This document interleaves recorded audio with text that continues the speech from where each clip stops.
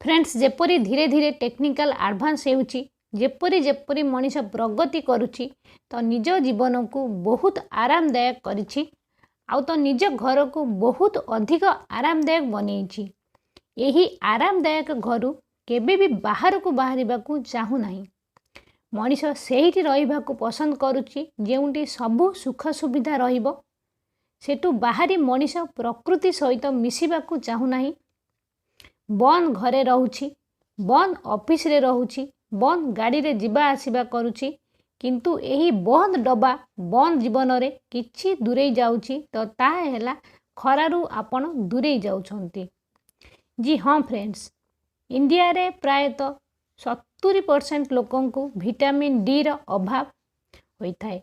यह एथिपाई कि आमे खरा सहित संपर्क काटी देउछंती। जदि केतेबेले खरा को बाहरुछंती तो सनस्क्रीन लगाई जेपरि खरा आम पाखरे पूरा पहुँची पारिबनी किंतु खरा आम शरीरर प्राकृतिक जरूरी अटे। फ्रेंड्स, आम पूर्वज माने सूर्य पूजा करि आछंती। वेद अनुसार सूर्य किछि भी जिनिस को ठीक कर दे पारे। सूर्य नमस्कार एपरी डिजाइन करा जायछि कि आमे सूर्य किरण रे करि पारिबा ताकि सूर्य किरणर फायदा आमको मिल पारिबो। फ्रेंड्स, सूर्य किरण किछि भी फंगस बैक्टेरिया को खत्म करिबा पई प्राकृतिक उपाय अटे।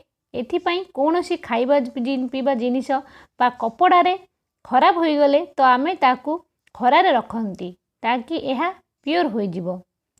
एही परी एही सूर्य किरण आम शरीर पई मध्य बहुत दरकार।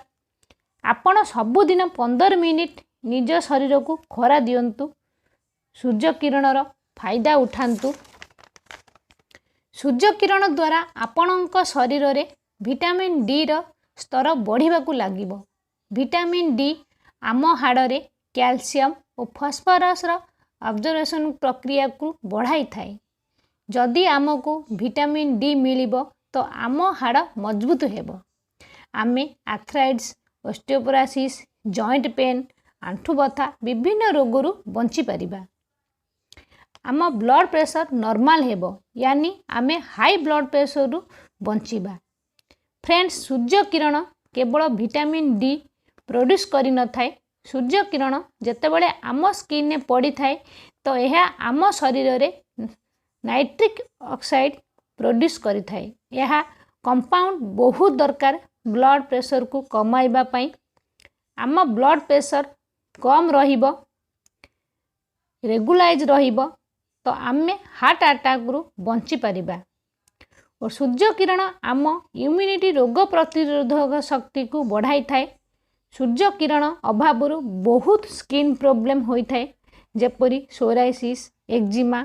सूर्य किरण जेतेबेले आम शरीर रे पड़ी थाए तो आम शरीर रे व्हाइट ब्लड सेल बहुत बढ़ी जाई थाए जहा फल रे आमे रोग सहित लड़ी पारिबा। हार्मफुल बैक्टेरिया और माइक्रोब रु आम शरीर को बंचाई पारिबा। सूर्य किरण द्वारा आम मस्तिष्कर क्षमता बढ़ी थाए। फ्रेंड्स, रिसर्च रु अनुसार जो माने सूर्य किरण रे बेसी समय रही थांती सेमानंकर मस्तिष्कर क्षमता अन्य मानंक अपेक्षा अधिक होई थाए। जदि आपण स्मरण शक्ति बढ़ाइबा को चाहुछंती तो निश्चिंत दिन रे 15 मिनिट सूर्य किरण रे रुहंतु। सूर्य किरण पई आपण मूड बहुत भल रहिबो। आपनको निद भल आसीबो। फ्रेंड्स, सूर्य किरण एक प्राकृतिक एंटी डिप्रेशन भली काम करि थाए। आम ब्रेन ने सूर्य किरण द्वारा आम मस्तिष्क सेरोटोनिन नामक एक तत्व रिड्यूस करि थाए। यह एक प्रभावशाली लेफ्टिंग केमिकल अटे। आम शरीर पई सूर्य किरण जेतेबेले आम शरीर उपरे पड़े तो विभिन्न प्रकार स्किन प्रॉब्लम जेपरी psoriasis, eczema, pimples, fungal infection रु आम शरीर को बंचाई थाए। तो फ्रेंड्स, एते फायदा जदि आमको सूर्य किरण रु मिलिबो तो निश्चिंत 15 मिनिट पई सूर्य किरण को आपण आसंतु। चेष्टा करंतु एही सूर्य किरण सकाळर हेबा दरकार ताकि यह आपणक शरीर को बहुत हार्श करि न थाए। सूर्य किरण द्वारा आपणको भोक ठीक लागिब, निद ठीक आसीब, आंठु बथा, अंटा व्यथा, गंठी बथारू आपण को आराम मिलिब। साथी यह इंसुलिन सिक्रेशन इफेक्ट करि थाए तो डायबिटीज रोग रे यह बहुत भल काम करिवो।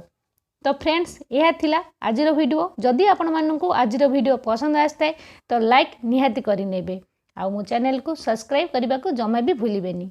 तो पुणी देखा हबो मो नेक्स्ट वीडियो रे। तब तक के लिए बाय बाय।